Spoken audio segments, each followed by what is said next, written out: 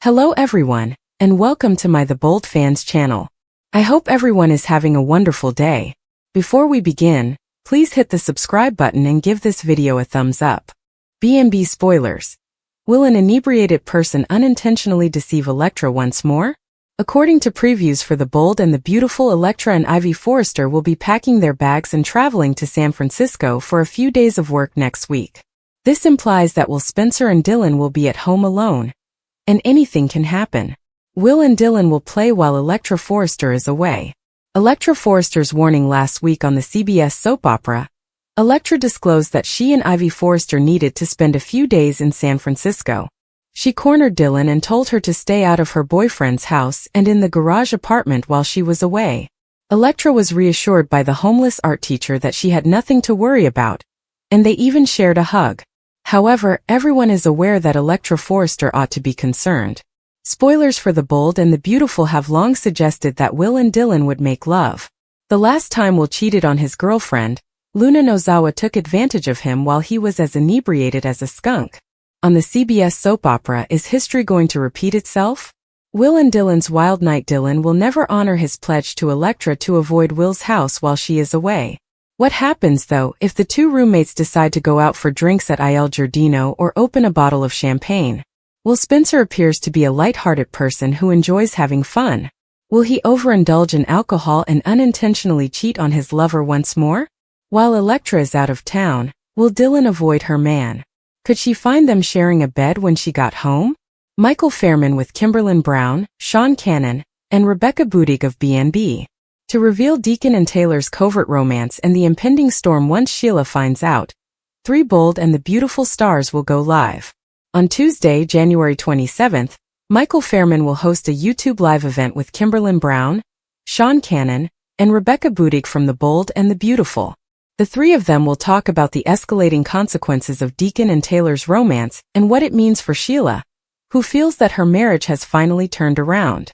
Important takeaways on January 27th, Kimberlyn Brown, Sean Cannon, and Rebecca Budig will make live appearances on the Michael Fairman channel. Sheila's perilous misunderstandings and Deacon and Taylor's developing romance will be the main topics of discussion. During the show, viewers will have the opportunity to ask questions and engage in live interaction. Fans won't want to miss Brown, Cannon, and Budig's live chat on the Michael Fairman channel on Tuesday. The 3 are anticipated to delve deeply into one of B&B's most turbulent plots. Sheila stays dangerously unaware as Deacon and Taylor fall in love. Sheila feels that Taylor's treatment sessions have stabilized her marriage to Deacon, as viewers are aware. In actuality, those sessions have strengthened Deacon and Taylor's bond, resulting in a secret that might blow up the moment Sheila finds out. It makes sense that fans are anxious about what will happen next given Sheila's lengthy history of strong reactions. The history behind the Faces performers with strong ties to the soap opera industry are also brought together by the live conversation. Budig is well known for her previous performances on Guiding Light, All My Children, and General Hospital. She presently co-hosts the chat show Soapy with Greg Ricart. Before the character moved to B&B and became one of the most notorious villains of daytime, Brown's reputation as Sheila dates all the way back to The Young and the Restless. Cannon, on the other hand, has played Deacon on Y&R and B&B in addition to his iconic role as AJ Quartermain on GH. Fans get a front row seat throughout the program. Fans will be able to ask questions and leave comments in the live chat, in addition to hearing directly from the actors. There is a lot of conjecture, worry, and excitement about what Sheila might do if the truth is out because this plot is on the verge of collapse. This live talk promises insight, a behind-the-scenes look at Deacon, Taylor, and Sheila's perilous triangle, and perhaps even a few hints about what's to come. Watch it in real time below. First, the main deception being presented to the audience is that Deacon is following his children's advice and pursuing love. This framing has a significant psychological impact. Emotional adultery, professional misbehavior, betrayal of a spouse, endangerment of another woman, and manipulation of a patient-therapist bond are all reframed as self-actualization.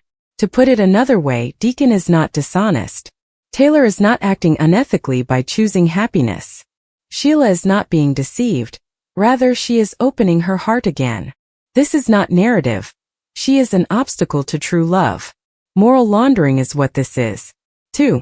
Deacon is avoiding responsibility rather than pursuing love. Let's be honest and break out Deacon's part. Deacon is married. He knows his wife poses a threat. He knows full well that Taylor is his therapist. I am fully aware that this might blow out violently. He knows full well that his kids are afraid. He knows full well that he is lying to Sheila.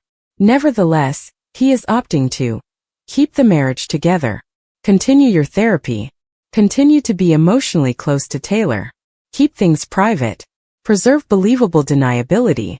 That is maximizing emotional reward while reducing responsibility, not pursuing love. Taylor's emotional presence is what he desires. Sheila's legal union. The moral approval of his children. No repercussions. No conflict. No difficult choices. This isn't romance. This is cowardice masquerading as fate. Third, Taylor is acting unprofessionally and irrationally. She is not finding herself. Taylor's actions are presented as follows. Why should Taylor be alone indefinitely, however? That is a false dichotomy. Be alone forever or date. A married patient with a psychotic wife are hardly the only alternatives available to men in Los Angeles. Taylor is not choose between love and loneliness. She has to decide between one disastrous, unethical, high-risk entanglement and one safe, ethical, typical relationship. She is going with the latter. Thus, love is not the theme of the novel. It has to do with self-destructive attraction that poses as emotional development. 4. The therapist-patient dynamic is being systematically erased. Deacon's psychiatrist, Taylor, is something that the show is intentionally attempting to make viewers forget. Not a long time ago, used to be, former therapist or current. Active, ongoing. Dual relationships are among the most grave ethical transgressions that can occur in the practice of mental health. Emotional reliance, transmission of romance, misuse of power, breakdown of boundaries. Taylor would be reported in real life, looked into, suspended, disbarred perhaps, maybe sued, perhaps criminally responsible. This episode treats it as a complicated but beautiful connection, which is a storytelling technique that verges on irresponsibility, because it imparts the knowledge that treatment is a dating pool.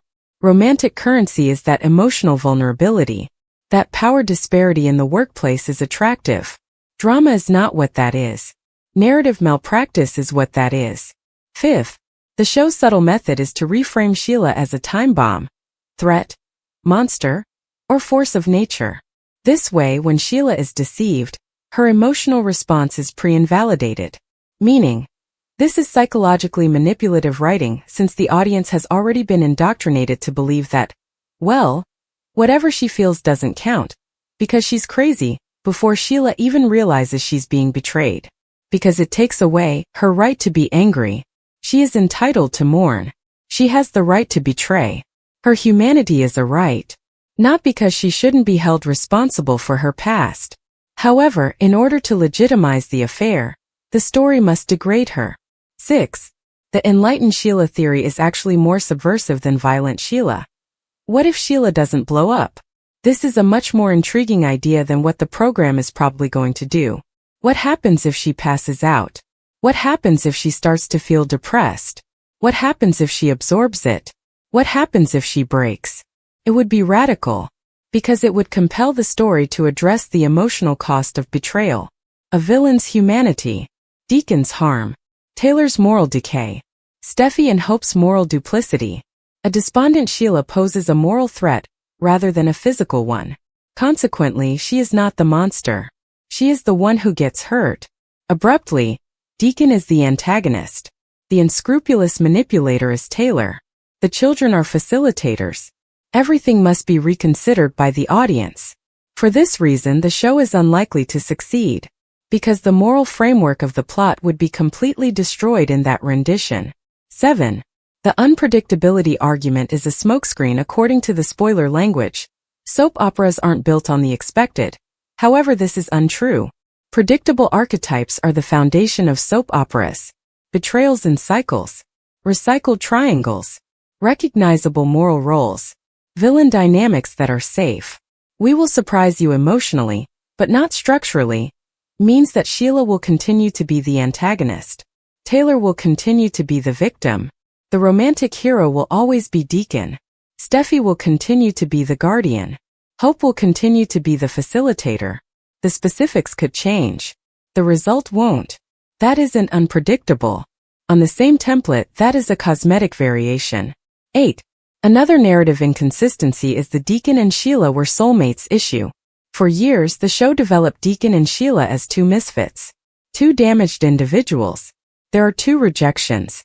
Two criminals attempting to improve. An uncommon, genuine combination. They weren't chosen at random. Thematically, they made sense. Now that the program is stating, actually Deacon's real love is Taylor, his connection with Sheila feels like a placeholder in retrospect. A bounce. An error. A falsehood. Either way, Deacon didn't really love Sheila. Or he is now claiming to be emotionally unfaithful. Both choices worsen him rather than improve him. 9. The spoiler text states that Taylor has an option no one would have predicted, which is actually the worst option, since it's a poor choice. Ethical transgressions are unpredictable. Risky entanglements. Suicidal choices made in the workplace. Relationships with married males who have violent spouses. Because sensible adults steer clear of those. This option only exists because the authors compelled it to. Not because it makes sense. Not because it's organic. Not because it's merited. However, they required a triangle. A bad guy. A relapse. A ticking time bomb. An excuse for Sheila to lose it. Thus they gave up reason. 10. The most crucial realization is that this is not a love story. This is not a love story. A tale of recovery. A tale of second chances. A tale of fate. This is an account of emotional avoidance. Deacon is avoiding facing his spouse. Taylor is evading responsibility. Sheila is being used as a scapegoat. Steffi is dodging the actual issue. Avoiding reality is what hope is. Everybody is fleeing something and referring to it as romance. The whole thing feels hollow because of this. The ultimate truth, if this were written honestly, Deacon would first file for divorce from Sheila, put an end to Taylor's therapy, take a few months off from both, accept the repercussions. After that, perhaps investigate something genuine. Taylor would suggest that Deacon see a different therapist. Acknowledge your professional wrongdoing. Accept accountability. Emotionally take a step back. Defend her own license. Sheila would be enraged. Feel heartbroken. Be justified. Be emotionally, not physically, hazardous. Steffi would give up on Sheila. Start going up to her mom. Hold people accountable. Not make-believe rescue operations. However, that version is too sophisticated. Too complicated. Too honest in morality. Instead, the fantasy version is selected by the show, where romance is betrayal. Ethics are not required. The threat is externalized. Sheila's only purpose in life is to take on everyone else's guilt. Because of this plot will never seem really fantastic, regardless of the twist they add or how unpredictable they pretend it is. Because it is predicated on the falsehood that this is love. Hope Logan's deadly error. Mixing romance and morality, Hope sincerely thinks she is acting morally. From her point of view, everything makes emotional sense. Her father is the spouse of a recognized psychopath. The foundation of that marriage is fear rather than love. Deacon is stuck and uncomfortable. Taylor is bright, stable, kind, and emotionally sound. It's obvious that Deacon has affections for her. It's obvious that Taylor feels something for him. Thus, Hope's equation is straightforward. My dad deserves better. Taylor is superior. Thus I ought to endorse this. However, this is the point at which Hope's moral reasoning falls apart. Because Sheila Carter's psychological profile is one of the actual elements that she is failing to account for. Taylor's work as a therapist for Deacon. This triangle has a violent past. Deacon's continued legal marriage. The fact that this is about survival, not just love. In a psychological horror scenario, Hope is acting on romantic logic. She is dangerously naive because of this disconnect. Steffi Forrester's response is being characterized as overprotective, controlling, or even dramatic. But in actuality, Steffi is the only character in this plot who reacts as though she truly knows the implications. Steffi has experienced being shot, being abducted, Sheila's dread, being methodically targeted by her family, seeing individuals perish as a result of undervaluing Sheila. Sheila thinks Taylor saved her marriage, But Steffi's mind doesn't go to romance when she learns that her mother is emotionally linked with Sheila's husband while actively treating him as a patient. She is correct when she says, "This will end in blood." Taylor is not being controlled by Steffi. She is attempting to preserve her life. The difference is enormous. Hope versus Steffi. The truce that was never real. The truce between Hope and Steffi has always been precarious. It wasn't a reconciliation. It was tiredness. It wasn't because their underlying ideological disagreement was settled that they stopped fighting. Rather, it was because they were worn out. Redemption is what Hope believes in. Emotional integrity, second chances, romantic fate, idealistic morality. Boundaries are what Steffi believes in. Control of risks, enduring, command, prevention of damage. Thus, the ceasefire doesn't just break when Hope begins actively promoting a situation that Steffi perceives as existentially risky. It breaks because Hope isn't acting romantically, according to Steffi.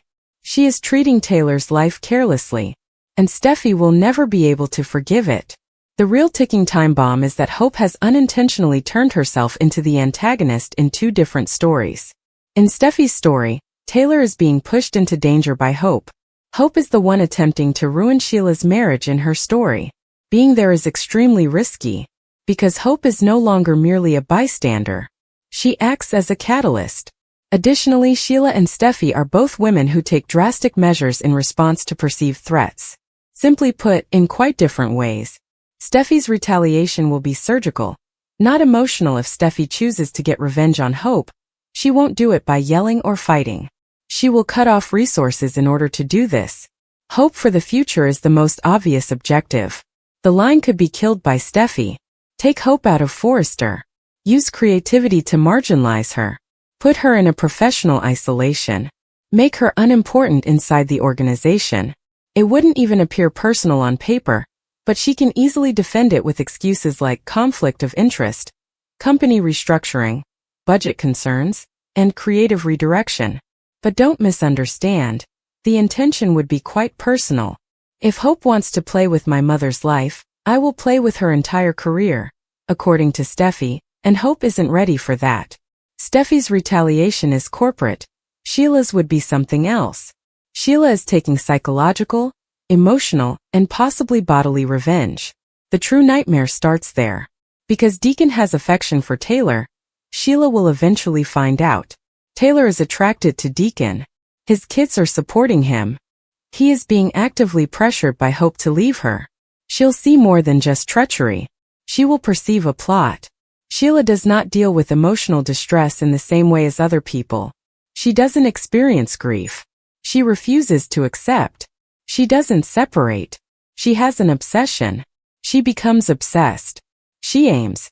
They are all trying to take him from me, which implies that Taylor becomes the romantic rival, is the logical conclusion she will come to.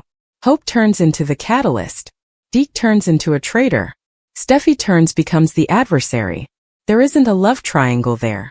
It's a psychological siege. In Sheila's eyes, Hope is the ideal victim. The horrifying irony is that Sheila finds it easiest to pursue Hope. Why? Because she is sensitive to emotions. She thinks that forgiveness is possible. Danger is underestimated by her. She grants people entry. She doesn't consider herself to be a target. In a world of threat and paranoia, Hope cannot function. She is therefore totally helpless in Sheila's world. Hope doesn't need to be physically harmed by Sheila in order to be destroyed. She is capable of manipulating her, gaslight her, put herself in her life, ruin her marriage, jeopardize her career, keep her socially isolated. What's the scariest part? Hope wouldn't even be aware of the situation until it was too late. Electra tells Steffi about Carter and Daphne's baby preparation. While Electra Forrester confessed to Steffi Forrester Finnegan, Carter Walton and Daphne Rose talked about some baby preparation. Carter was enamored with Daphne's new scent at Forrester Creations and delighted to hear her declare her love for him. Carter pictured Daphne holding their child as he envisioned their future together. As husband and wife, Daphne and Carter eagerly anticipated realizing that future. Electra and Steffi were ecstatic about the trunk show's current level of success in San Francisco. John Finnegan admitted to leaving Hayes Finnegan with Dylan, and Will Spencer because of his emergency when he called Steffi from the hospital with updates. That news obviously shook Electra. Dylan attempted to bring Hayes up to her room for a snack after creating puppets at the beach house. Will assured Hayes that it was okay for them to stay with him at the main house. Will put everyone on speakerphone when Electra called, and Hayes spoke up loudly. Dylan removed the phone from speaker so she could speak with Electra in private and attempt to clarify. Electra urged Dylan to put Will back on the phone while acting as though she understood. On Tuesday's BMB episode, Steffi and Electra then showed off a stunning necklace to Dottie Bright, a wealthy client, and Joseph, her assistant. Dottie quickly came to the conclusion that she was sold. Electra told Steffi about Dylan's dinner error after Finn messaged to let her know Hayes was still at the beach house. Electra felt awful about the Hayes situation, which was compelling Will and Dylan to spend time together. But Steffi reassured her that her feelings were understandable. Even though it appeared that she was still secretly worried, Electra insisted that she trusted Will and Dylan. She talked to Will about her family, and how she didn't want her mother to know she was having financial difficulties once she was back with Dylan. Dylan also talked about how much she loved dancing, but she refused to perform when Will and Hayes insisted. Will teased Hayes about possibly harboring a slight crush on Miss Dylan because he wished he could see her every day. While playing with Hayes nearby, Dylan also gave Will a heart-eye flash. Stay tuned for a shocking turn in Will and Dylan's evening together, according to spoilers for The Bold and the Beautiful. Thanks for watching. If you like this video, so please don't forget to subscribe my channel and don't miss any update.